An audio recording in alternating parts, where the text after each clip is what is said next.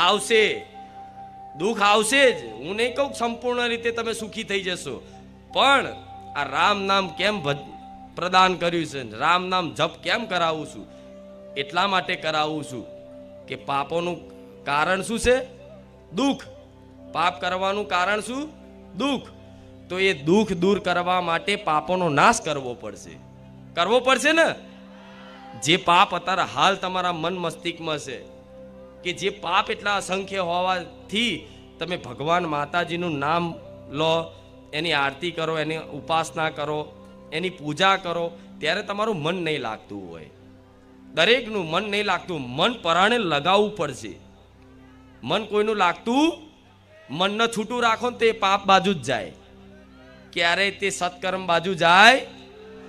એટલે પરાણે મનને લગાવવું પડશે. કેમ કે મન લાગવાનું નહીં કારણ શું છે? પાપ પડ્યા છે. મન મલિન છે. શું છે?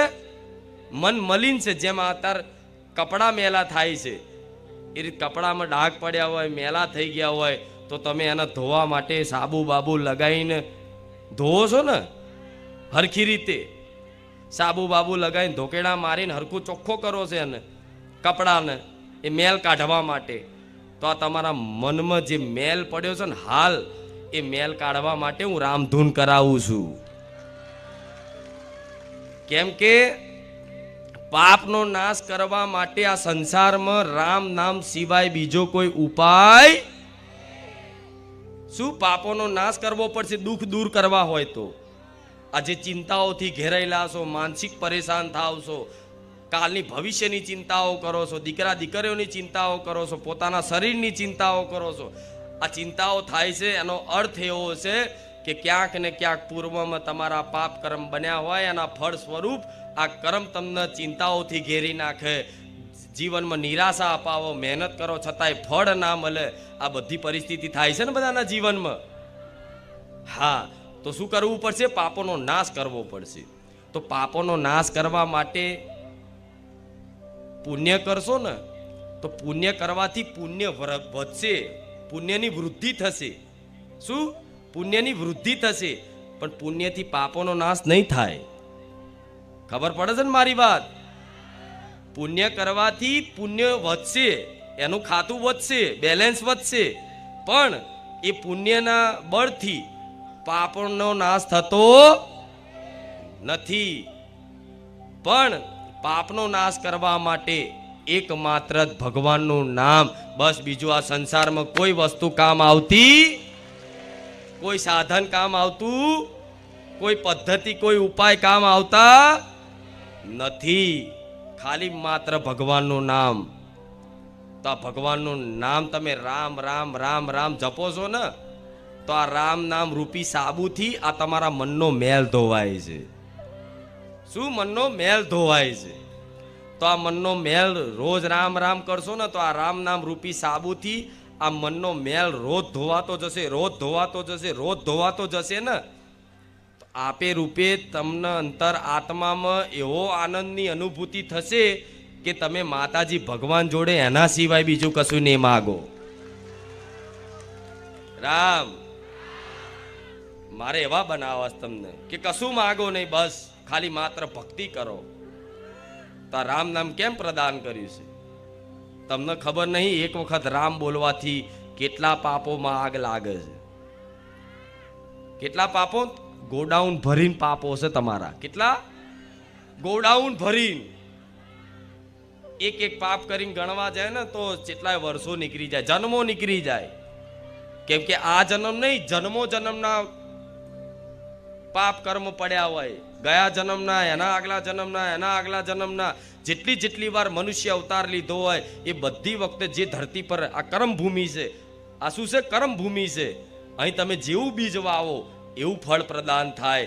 તો ક્યાંક ને ક્યાંક જન્મો જન્મથી તમે પાપ કર્મ કરતા જ આયા હોય, એ પાપ કર્મના ફળ સ્વરૂપ તમે આ બધી દુઃખની યાતનાઓ ભોગવતા હોય. તો આ દુઃખની યાતનાઓ ના ભોગવવા માટે ભગવાનનું નામ કાફી છે. વિશ્વાસ રાખજો. રામ ગોડાઉન ભર્યું છે, ગોડાઉન. એ ગોડાઉનમાં આગ લગાડવા માટે રામ નામ રૂપી દિવાશ્રી ચોપવી પડશે. શું રામ નામ રૂપી દિવાશ્રી ચોપવી પડશે. તો શું એક વખત રામ બોલવાથી હજારો પાપો નષ્ટ થાય? તો હું કહું છું હા, નષ્ટ થાય, નષ્ટ થાય. પણ તમે એકદમ મોરું મોરું બોલો કે રામ રામ, તો ચોથી થાય. એના માટે બોલવું પડે રામ રામ રામ રામ.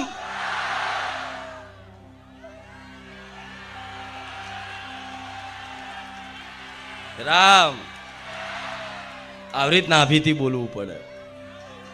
તો ભગવાનને લાગે કે મારા કોઈ ભક્ત મને યાદ કરે છે, મારું નામ લઈને મને યાદ કરે છે, પોકાર કરે છે. રામ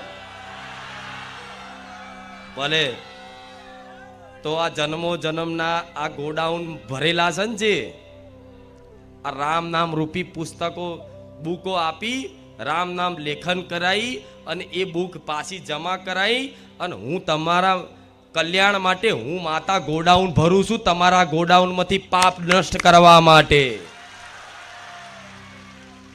વિચારો મારી રચના, મારી રચના વિચારો તમે.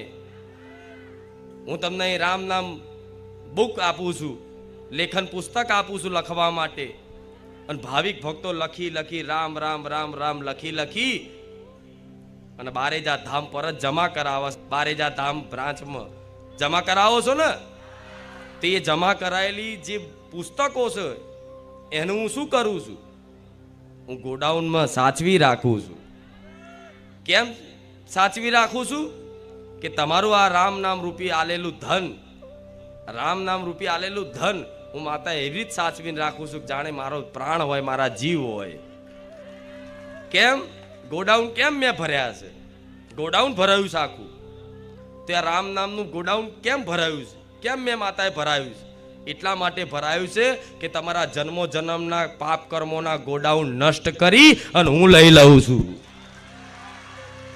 હું લઈ લઉં છું બધું, કે લાવો રામનું નામ લઈ અને શુદ્ધ તમારા પાપોનો નાશ કરી અને શુદ્ધ પવિત્ર થઈ અને એ રામ નામ મને પ્રદાન કરી દો. લાવો હું ગોડાઉન ભરીશ, પણ તમારા ગોડાઉનમાં એક પાપ નહીં રવા દઉં. રામ તો ભગવાનના નામના સહારે આ કાળા કળિયુગમાં જો જીવન જીવશો ને, હું એવું કહું છું બહુ આનંદ આવશે, બહુ અલૌકિક આનંદ આવશે. એની હજુ તમને કલ્પનાય નહીં, એની હજુ કલ્પનાય નહીં. તમને એવું કે મારી અંદરનો આનંદ નહીં જોતો, અમારે તો બહાર સંસારમાં અમારે બહુ દુઃખી છે, માં પૈસે ટકીએ, ઘર રહેવા નહીં, આ નહીં, શરીર બીમાર છે, આ નહીં, પેલું નહીં, બધું અલગ અલગ જાતની બધાની અરજીઓ. તો માતા કહીશ વિશ્વાસ રાખજો, આ રામ નામથી અંતર આત્માએ તે એકદમ શુદ્ધ થશે, અંદરે આનંદની અનુભૂતિ થશે અને બહારની પરિસ્થિતિ તમારી અનુકૂળ ના થઈ જાય. મને મેલડીને કહેજો કે અંદર અને બહાર બે પરિસ્થિતિ સુધરી જાય. જે રામ નામ રૂપી મણીને અહીં જીભે લાવી દે. તો તમે આમ રામ લખતા લખો ને તો એક વખત બોલવાનું કે રામ રામ. મોબાઈલમાં એપ્લિકેશનમાં એક વખત રામનું નામ જપ કરો ને તમે, તો એમાં ખાલી દબાઈ દબાઈ નહીં કરવાનું મન વગરનું. એ ફળ મળશે, પણ એ થોડી ધીરે રહીને મતલબ ફળ મળે. પણ તમે રામ દબાઈ અને રામ બોલી અને રામ જોઈ અને ત્રણેય વસ્તુ ભેગી કરો કે રામ, તો એનું ફળ વિશેષ મળશે. વિશ્વાસ રાખજો, કેમ કે ભગવાન કરતા ભગવાનનું નામ મોટું છે. શું કહેવાય છે? રામ સે બડા રામ કા નામ. આ ભગવાને બધી એમની લીલાઓમાં દર્શાવ્યું છે કે મારા કરતા મારું નામ મોટું છે. પણ કોણે ઇતિહાસ વાંચ્યા છે? કોણે પુરાણો ગ્રંથો વાંચ્યા છે? બસ બધા પોતપોતાની મસ્તીમ છે. પણ છતાંય ભલે ગ્રંથો ના વાંચ્યા હોય, ઇતિહાસ ના જાણ્યો હોય, પણ થોડી ઘણી મારા ભાવિક ભક્તોને અંદર એક સમજ આવે, નામ પ્રત્યે વિશ્વાસ આવે ને, એવી નાની મોટી કંઈક ને કંઈક કથાઓ કહેતી રહીશ તો મારા ભક્તોની આસ્થા વધે નામ ઉપર. રામ કૃષ્ણ ભગવાનને પત્ની હતા, ખબર છે ને? એક રૂકમણી અને એક સત્યભામા. જાણો છો ને? કૃષ્ણની લીલા બધાને ખબર હશે, રામાયણે જોયું હશે. પણ એમાં રૂકમણી અને સત્યભામા બે પત્ની હતી ને? હા, એમ તો